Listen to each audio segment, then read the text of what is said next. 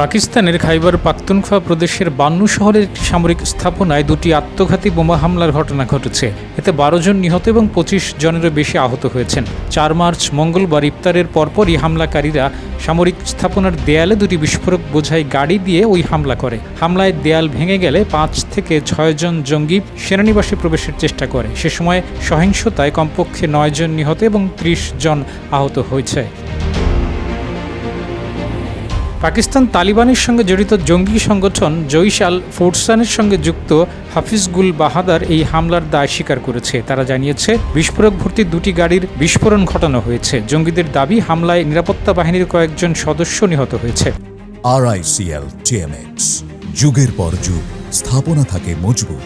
পরিস্থিতি নিয়ন্ত্রণ করতে পাকিস্তানের সেনাবাহিনীর সঙ্গে আইনশৃঙ্খলা রক্ষাকারী বাহিনী মোতায়েন করা হয়। নিহতদের মধ্যে 7 জন শিশু রয়েছে। আহতদের মধ্যে রয়েছে 2 জন নারী এবং 6 বেসামরিক নাগরিক। আহতদের স্থানীয় হাসপাতালে নেওয়া হয়। সরকারিভাবে হতাহতদের সংখ্যা যদিও জানানো হয়নি।